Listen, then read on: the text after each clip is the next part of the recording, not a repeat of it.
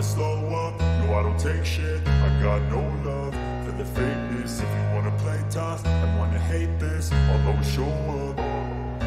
I don't ever slow up, no I don't take shit. Welcome back to my channel, Digital Edu. If you wanna play tough and wanna hate this, I'll always show up and make a statement. I don't ever slow up, no I don't take shit. I got no love for the fakeness. If you wanna play tough and wanna hate this, I'll always show up and make a statement.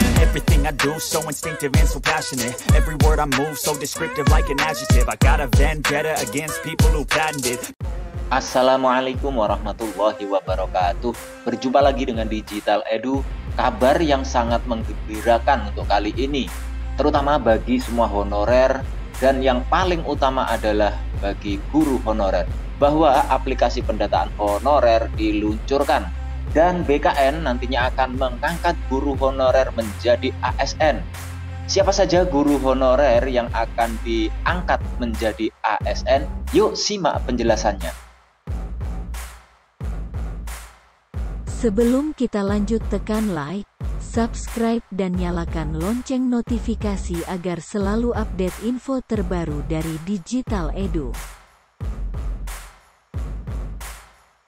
Untuk hal yang pertama, bahwa aplikasi pendataan tenaga non-aparatur sipil negara atau non-ASN ini sudah siap diluncurkan oleh pemerintah. Kabarnya Rabu 24 Agustus 2022.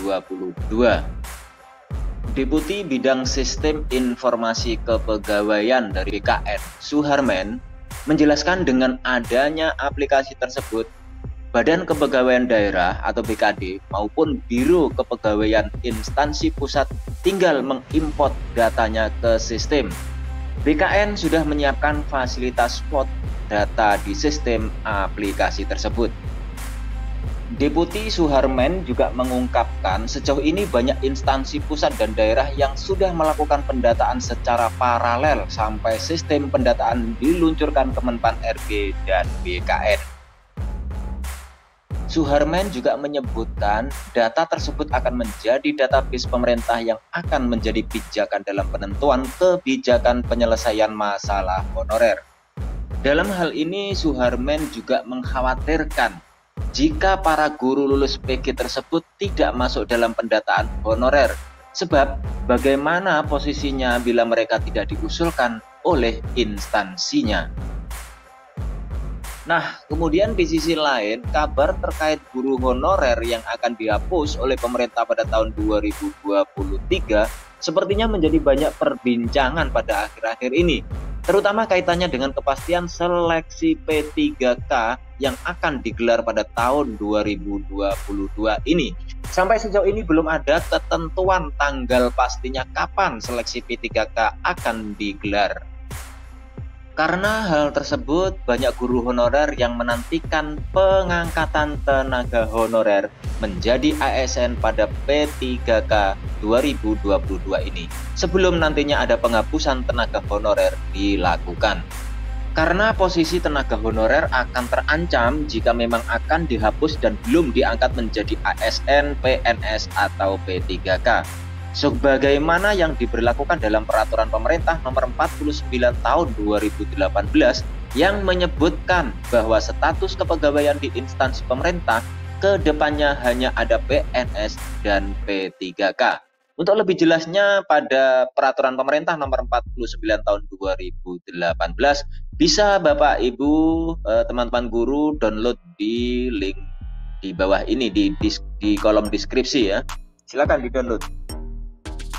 Menindaklanjuti peraturan pemerintah nomor 49 tahun 2018, maka Menpan RB menerbitkan surat edaran pada tanggal 22 Juli 2022 yang ditujukan untuk seluruh pejabat pembina kepegawaian yang berada di seluruh daerah. Dalam surat edaran Menpan RB tersebut, PPK dihimbau agar melaksanakan pendataan tenaga honorer yang ada di lingkungan instansi pemerintah, baik pusat maupun daerah. Untuk surat edaran Menpan RB tertanggal 22 Juni 2022 bisa juga Bapak Ibu download di kolom deskripsi. Nah, berikut ini adalah kategori guru honorer yang diangkat menjadi ASN oleh BKN. Yang pertama, berstatus sebagai tenaga honorer kategori 2 atau THK2. Kemudian terdaftar dalam database BKN dan sudah bekerja pada instansi pemerintah. Kedua, honorarium tenaga honorer diperoleh melalui mekanisme pembayaran langsung yang berasal dari APBN untuk instansi pusat dan APBD untuk instansi daerah, serta bukan melalui mekanisme pengadaan barang dan jasa baik individu maupun pihak ketiga. Kemudian yang ketiga, diangkat minimal oleh pimpinan unit kerja atau dalam hal ini adalah kepala sekolah. Yang keempat, tenaga honorer sudah bekerja paling singkat 1 tahun pada tanggal 31 Desember 2021. Dan yang kelima, untuk usia tenaga honorer ini minimal 20 tahun dan paling tinggi 56 tahun pada tanggal 31 Desember 2021. Lebih jelasnya, Bima Haria Wibisana selaku Kepala BKN menerangkan terkait kepastian pelaksanaan seleksi CPNS dan P3K bahwa pada tahun 2022 ini pemerintah akan fokus mengangkat P3K saja sebab menyangkut tenaga honorer dan meniadakan seleksi CPNS untuk tahun 2022. Nah, untuk yang berikut ini adalah 3 kategori guru honorer yang tidak bisa ikut P3K tahun 2022.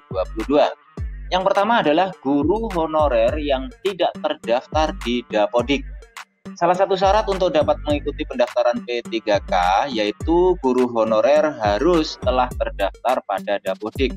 Hal ini dijelaskan pada Permen Pan RB nomor 20 tahun 2022 pada pasal 4, 5, dan 6 bahwa kategori pelamar umum maupun kategori pelamar prioritas adalah mereka guru honorer yang telah terdaftar pada Dapodik.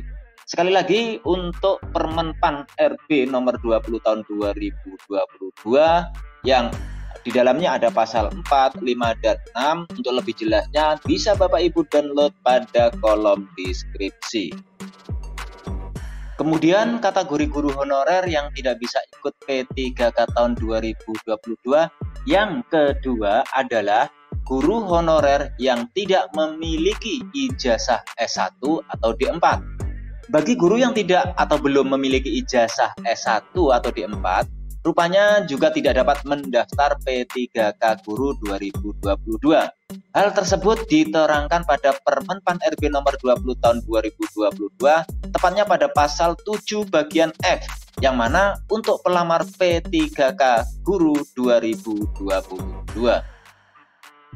Dan yang ketiga, guru honorer yang telah dinyatakan lulus P3K 2021, tetapi yang bersangkutan mengundurkan diri. Hal tersebut dijelaskan pada Permen Pan RB nomor 28 tahun 2021 yang dapat ditemukan pada poin 5, yaitu dalam hal pelamar yang sudah dinyatakan lulus tahap akhir seleksi dan sudah mendapat persetujuan nomor induk P3K, kemudian mengundurkan diri, kepada yang bersangkutan diberikan sanksi tidak boleh mendaftar pada penerimaan P3K untuk 1 periode berikutnya.